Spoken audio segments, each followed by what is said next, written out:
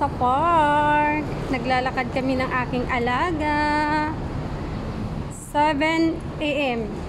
Dapat, ang lakad ko nito is 10 AM. Kasi lang sobrang init pag 10 AM na. So, ang ginagawa ko, nagigising ako na mas maaga and then maaga ko siyang nilalakad para hindi na masyadong mainit pag tanghali na. Kasi ang pasok ko talaga dito sa amo ko 10 AM to 12 PM. So, ang ginagawa ko, maaga ko nilalabas para hindi masyado siya mainit. Kahit saan-saan na lang kami magpuntang dalawa. Kung saan yung gusto niya, pinagbibigyan ko lang. Saan ang gusto niya, kung saan hanggang gagala siya, hanggang sa mapagod siya.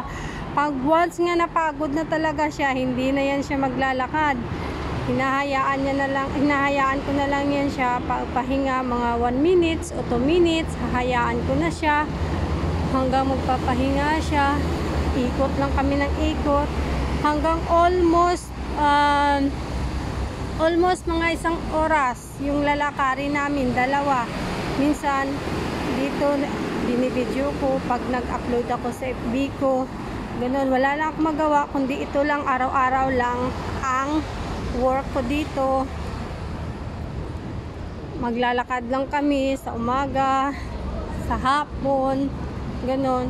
Sa hapon naman, ang oras ng nilalakad ko naman sa hapon 4:30 until 6 PM. Ayun, tapos na ako. Ayan guys, oh, ang ulap maitim. Gawa ngang ang bagyo dito is almost 3 days na straight na siya. Ang laga ko napagod na siya. Pagod na yan siya. Naghihinto siya sa paglalakad. Ayaw niya na maglakad. Magpapahinga lang yan siya muna. Ang oras dito ng hapon until 6 PM and then tapos na ako sa work ko. Ganon. Pupunta kami ng Choywan. Ang haba-haba ng nilakad namin papuntang Choywan. Almost 30 minutes. Ganito lang ang buhay namin. Ikot ng ikot. Walang magagawa kung hanggang saan siya mapagod. Ayan. Dito, hindi masyadong matraffic. Discipline talaga yung mga sasakyan dito. Ewan ko lang, pagdating sa Pilipinas, grabe ang traffic. Abot ng ilang oras. Pag sa Pilipinas, dito hindi lang. Siguro mga 15 minutes ang traffic or mga ganun lang, 20 minutes. Pag sobra talagang traffic, mga 15 to 20 minutes ang traffic lang sa ganun. Maganda kasi ang pamalaka dito. May sinusunod talaga sila. Hindi kagaya sa Pilipinas na pagdating mo doon, abutin ka ng ilang oras ang traffic. Pero dito hindi. Hayahay lang. Hindi ka malilate. Pagod na naman siya, oh. Papagod na siya sa kakalakad. Stop ang lakad niya yan, eh. Paano? Taba-taba niya na. Ang trabaho niya lang, kain, tulog. Ayaw niya laro. Ayan, nandito na kami pababa. Yung bahay namin dyan sa taas. Pababa kami. Exercise lang siya. Exercise. Ayan, kailangan niya yan.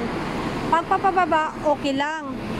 Pero hindi pwede na paakyat kasi hindi niya kakayanin. Gawa ng maiksi yung paa niya. Yung paa niya maiksi masyado, so hindi niya kakayanin pag siya ay umakyat sa hagdan. So ang ginagawa ko, umiikot ako niyan. Iniikot namin papuntang papuntang market ng Choyhong. Iikutin ko lang namin hanggang na mag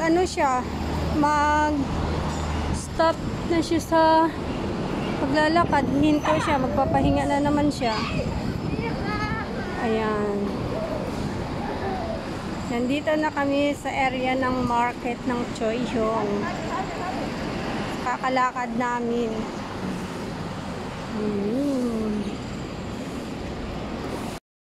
Ayan. Iikotin lang namin to and then uuwi din kami. Ayan. Ito yung area na to ng Choyong Market sa likod.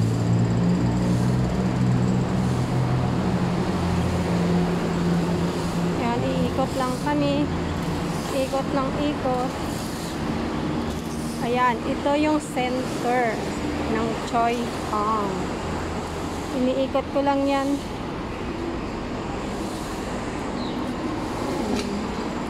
Ayan yung bahay namin, yung nakakulay blue sa taas na pinakadulo. Layo-layo na namin narating.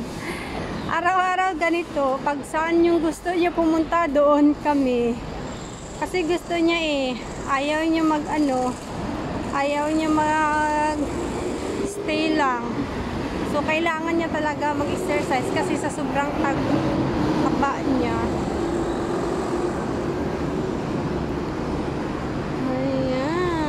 Nakasalubong kaming mga tao. Marami din naman naglalakad dito na dog.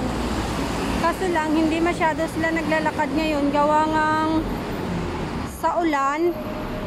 Ilang days na rin ang bagyo. So ito, hindi masyado siyang kaya na-stop na naman siya. Hingal na siya Pagod na pagod.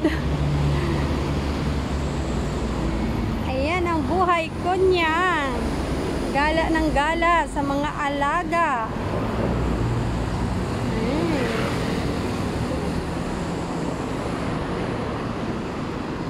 Iikot na kami. Go. Ikot na to papuntang port. Pagdating na naman ng port, pauwi na naman.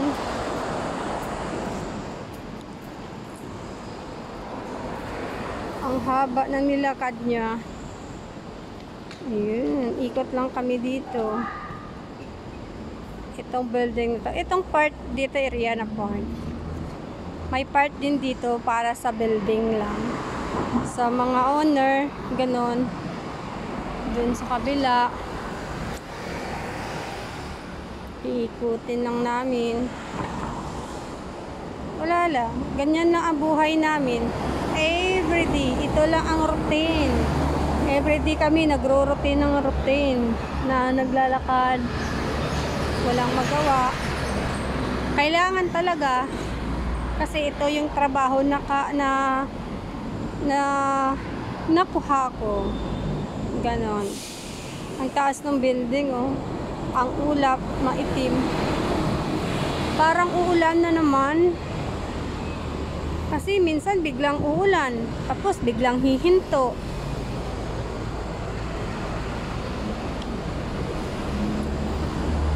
Pasokan na ngayon ng estudyante. Ayan, may school bus. Hatid sundo yung mga school bus dito. Mag-stop lang sa gilid ng bahay. Ayan.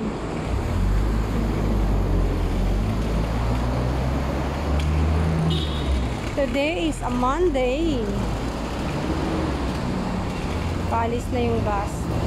Ayan, tatawid na tayo. Pupunta na kami ng car park. Ito area to ng car park. Ayan. Dito yung area ng car park ng Choyong. Nandito kami ngayon sa Choyong. Ang bahay namin ay sa Choywan. Ang layo-layo lang nilakad namin. Choyong to Choywan to Choyong. Ganyan kami everyday. Almost 1 hour kasi yung nilalakad namin. Gawa nga para siya, mababawasan yung taba niya. Papapagurin ko siya ng papagurin. Kawawa nga minsan ayaw niya na talaga maglakad. Nag-stop kami, tambay lang kami, pinapahinga ko siya ng almost 5 minutes. And then pag almost 5 minutes na, sabi ko okay na ba, maglalakad na tayo kasi wala na tayong time, late na tayong uuwi. Ayan, dito na kami sa sa port ng mga bata. Dito yung school din to. Sa baba lang ng Choi Hong.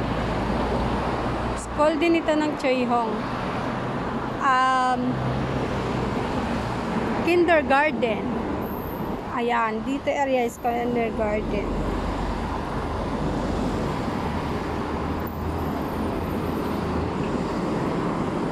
Ayan.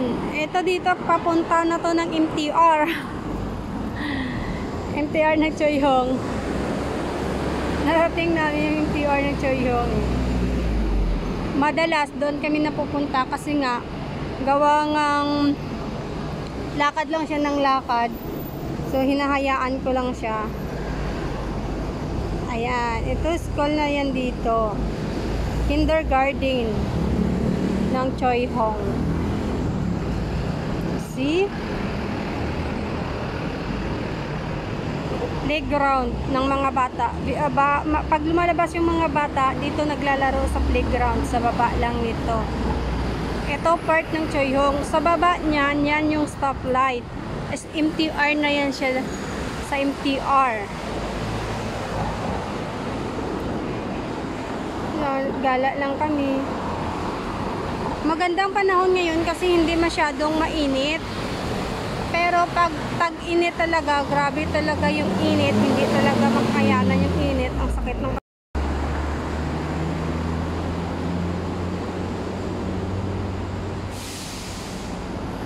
ayan, pauwi na kami. Malapit na ako sa area.